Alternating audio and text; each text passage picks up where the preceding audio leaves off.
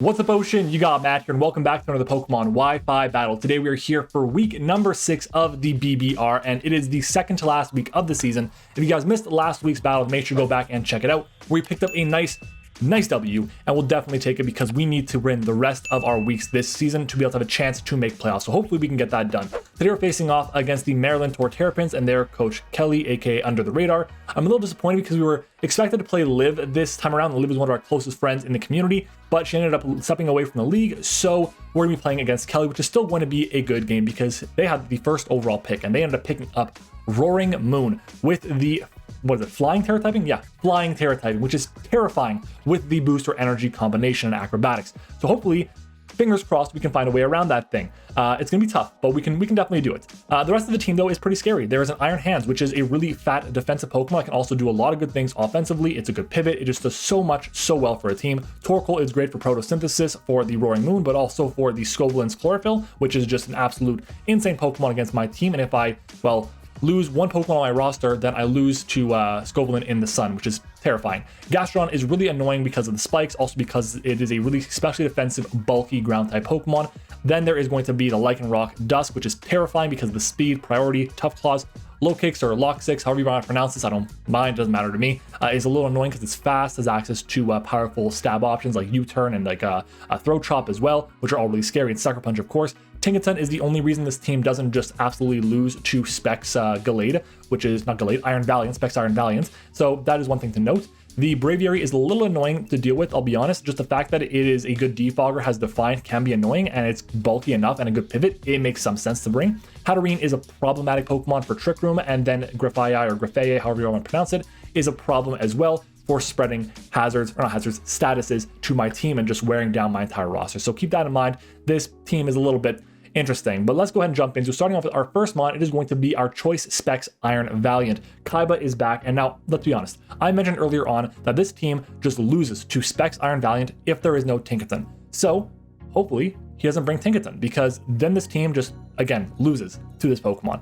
With Tera Fairy Moonblast, we're able to 2 KO basically everything on my opponent's team, which is insane. Aura Sphere is there for the Tinkaton. Shadow Sneak is there as a way to do like a last-ditch effort against something like the Roaring Moon. Trick is there in case of trying to, trick the Specs to the Tinkaton, or to something like the Gastrodon, or to, the Iron Hands. Whatever the case might be, honestly, I really only want to trick the Tinkaton, and I guess the Roaring Moon, depending on the situation I'm in, but Moonblast should be more than enough to get the job done. The speed on this Pokemon is there for the anything creeping my Sandy Shock. So specifically the Grafaiai and the Lycanroc Dusk will creep the Sandy Shocks. I will have speed for that, which is still really, really strong. Our next mon is going to be Sandy Cheeks, our Sandy Shocks, with the Shuckenberry this week.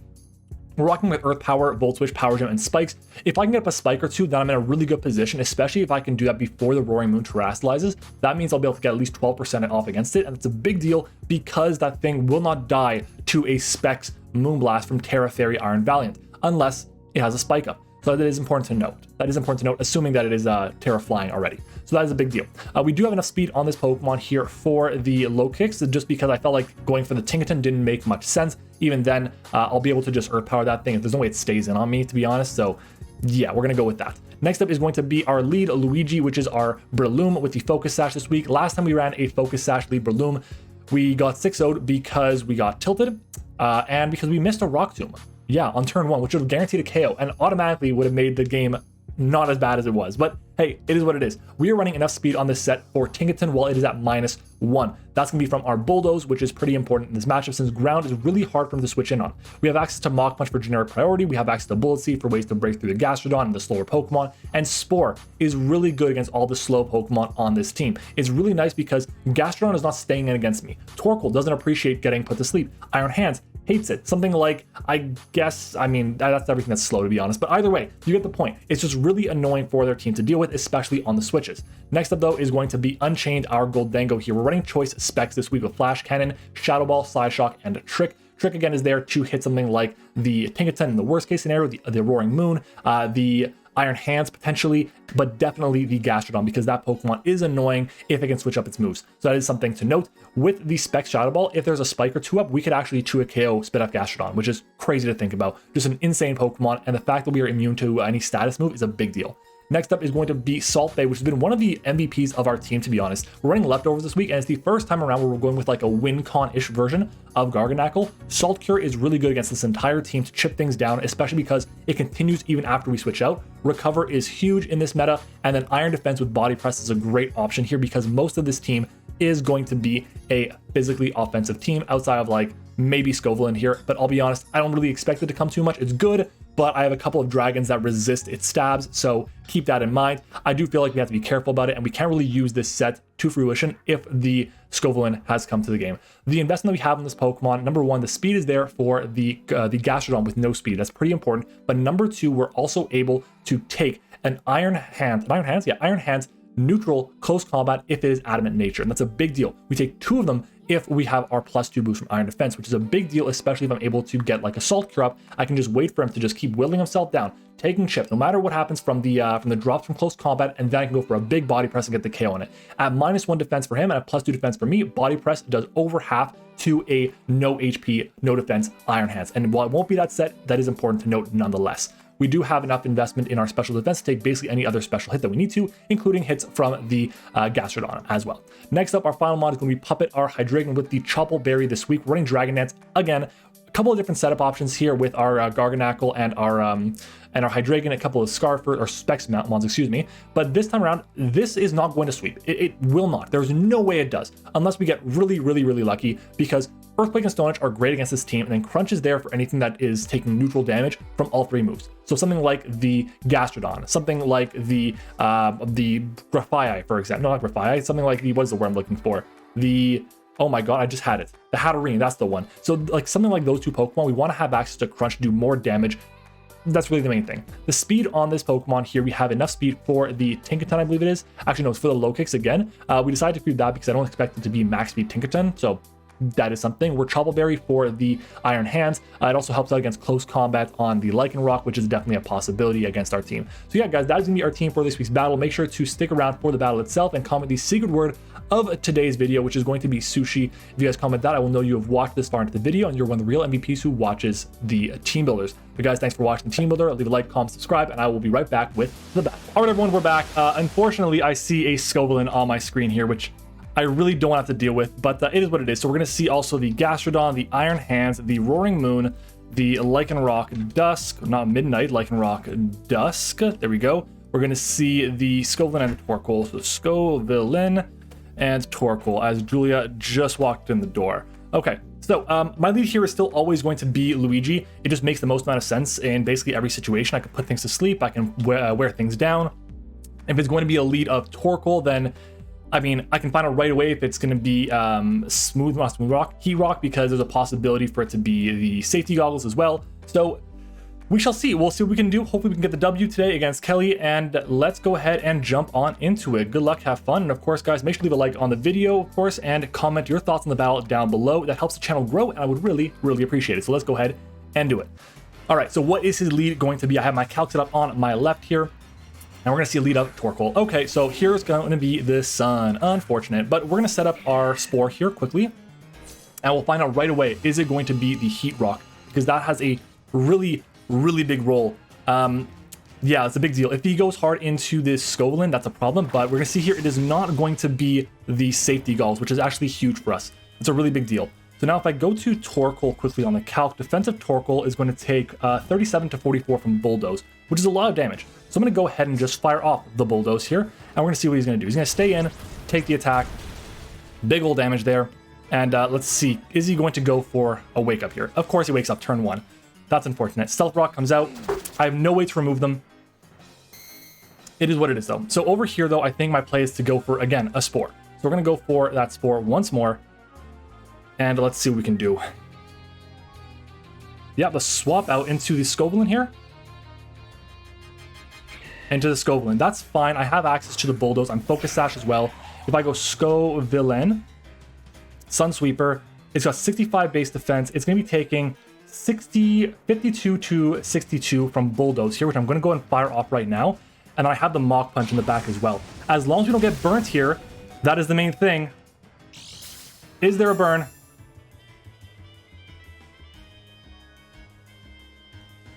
No burn. Bulldoze comes out. Big damage there, and a speed drop is great. Okay, so here I can clearly go for a Mach Punch. What are his options to switch into?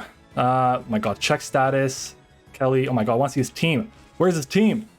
Oh my god, I wrote it all down. What does he have to switch into a Mach Punch? Nothing. So we're gonna go for the Mach Punch here. Let's go. We get rid of the Scoveland right away, and that is a huge threat gone. It allows our Garganacl to be freed up a lot. That's awesome. That's amazing for us. And Sunlight is gone too, so we know that's not a. We know it is definitely not a, what is it called? Torkoal. Yeah, whatever the term is. Either way. So here it is the Lichen Rock. I'm just gonna go for my Mach Punch here in case it goes for a different attack. A Cell Rock comes out. We expected that. No worries at all. Just makes sense for him to go into a priority Pokemon. Okay, and Breloom being gone is unfortunate. Life Orb on this too. Life Orb on this as well. I can go into Kaiba here. There's no Tinkaton and there's no resist. Well, there's a Torkoal resist, but like, is this what I want to do? Do I want to go to Torkoal here? I feel like, or I think I'll go to Kaiba. I will go into Kaiba here. I will click my my button, my Terastal button, and yeah, I'm gonna click the Terastal button. I'm gonna go ahead and click the Moonblast. I'm gonna swap out into the Torkoal. I imagine we are choice specs. What is coming in here? Torkoal. Yeah, this is, you're not appreciating this, buddy. You are not appreciating this at all. You might actually drop here, depending on your investment. You might just go down. Right? Is that correct? Am I correct in making that assumption? Torkoal, defensive, level 50. 43 to 51, actually. Which is fine. Okay. So Moonblast will come out, and Moonblast will get the job done. That crit hurts me. That crit sucks. And here's why. He now has a full extra turn of Sun. I was kind of hoping that he wouldn't get that crit. I mean, it's possible that the crit, doesn't reveal them specs. Either way, Gastrodon comes out here. I can go for another one here. I can preserve this for the Iron Hands, I guess. Does it make sense for me to preserve this for anything? I mean, I can just get big damage off on this Pokemon. I can deal with the Roaring Moon other ways. I'll go for the Moonblast here. Specs Moonblast comes out to do over half for sure. I think it does like 60-something%. Yeah. Big damage there. Special attack drop is big in case it goes for an attack on me. We're going to see a spike instead. I'm totally fine with that.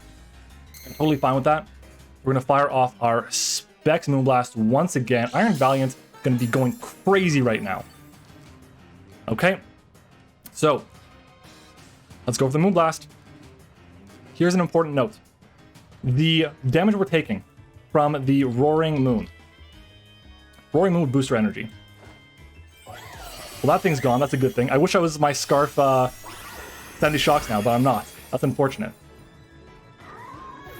Okay, Tera Flying.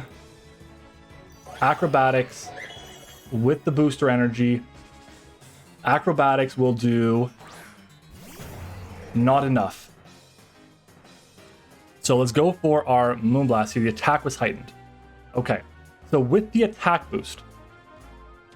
Oh, no, never mind. I just messed up my calc big time, didn't I? Acrobatics will do, it's going to be a Life Orb boost, basically. Shoot. We should take this hit. Moonblast. We should take this hit. 110. We definitely don't take this hit. I thought I invested for this. Oh no, that's why. I messed everything up. Oops. Dragon Nest. Okay, so this thing does get roost. Pretty sure it does, right? It does get roost. This is a roll. It's not a roll in our favor at all, but a roll. Okay. That's fine. Okay. How much is Sneak doing? 14 to 17%. What is the least important member of my team right now? I can go into Hydra. Hydra's not super valuable anymore. Like, it's Dragon Dance and everything. It's fine. I'm going to go into Hydra here. I have Shadow Sneak on this Pokemon, so I want to take advantage of that. And that's like the best I can do with it, because this thing is an absolute monster against me.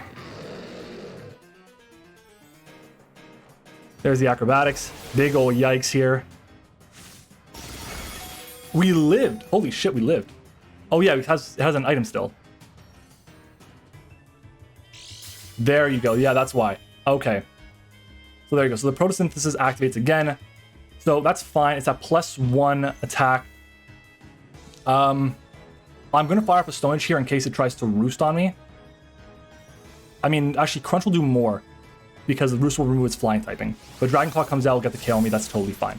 Okay. 14 to 17% to no bulk. Crit mattered. Crit did not matter. Don't worry. Okay. Okay, we're going to go +1 in the sun against Garganackle. Against, what is it called? No, we want to see Sandy Shocks. We take the Earthquake. Do we take the Dragon Claw? Acrobatics is like... He's going to kill me after. He's going to kill me with Acrobatics. Here I go into... Does Salt Bay take the hit? Salt Bay takes the Earthquake. I can do that. The only mons left are going to be Iron Hands and Lycanroc. Which, like... Not the end of the world if I lose Salt Bay. I'm going to go into Salt Bay here. I want to try and preserve the fact that I'm not locking myself into Shadow Sneak here. So, Roaring Moon, Earthquake. I thought I was calcing in the sun. I was not calcing in the sun. Ooh, it's going to be a guarantee KO. Shit. I just sacked off a Pokemon for nothing. I might lose the game now because of that. Wow, that is bad. Let's Salt Cure here. Thought I was calcing in the sun. I thought I was calcing in the sun there. I was not. Wow. Losing that is big. Losing that is quite big. In comes Kaiba. Wow. Oh my god. We might have choked away our season just from that one move. Let's go for our Sneak here. Hopefully we get the KO. Sneak, please. Please. Come on. That is unfortunate. Wow. Just the absolute, like, we did 14 to 17% there. That is crazy. Let me take a look. Is there any Tera Flying? What am I looking at in this calc? This calc is so messed up right now. I have no idea what I did on this calc. I mean, we gotta go Sandy Sheiks and hope. Hope and pray. Wow. That is insane that we got such a bad roll there. Volt Switch. We have our Shucka. I think we take it with the Shucka. We sacked off 2 Pokemon for nothing. Wow. The only Pokemon I have left is Goldengo. It's Specs, which is cool, but this dies to hazards. I can't believe I just threw away my season. Wow. I threw away my season. That's crazy. Now, granted, I didn't feel like it was important. I felt like I was going to get the KO, but how did I do so little? There's no way I should have done 60. What am I looking at my calc? My calc has to be wrong on some level. This show is only 63 to 75 to Roaring Moon with Moonblast here. That's definitely wrong. So we must have gotten an absolute low roll like both times. Let's go with Slash Shock here. If it does over half, we're good maybe, I think. Earthquake, this won't KO me, but... yeah, it's going to be a 1-0 loss here. That is so incredibly unfortunate. We had this. We had this in the bag. All I had to do was keep Iron Hands. Garganackle, I could have kept anything in the back and I would have been fine. And I choked this game away. Unbelievable. Wow, that is going to be the end of our season. And honestly, I think the prep was fine. It's just the play was not there. And that's big. Insane. I should have also predicted, let's be honest, I should have predicted the switch out into the Scovelin. I did not play this game well. I prepped well. I did not play well. Insane. Credit to him, he got the job done, but I think I got a really dirty roll there. Like, why? How did I get such a bad roll? How did I get such a bad roll with Iron Valiant? Iron Valiant against a Roaring Moon, level 50. That is a flying type.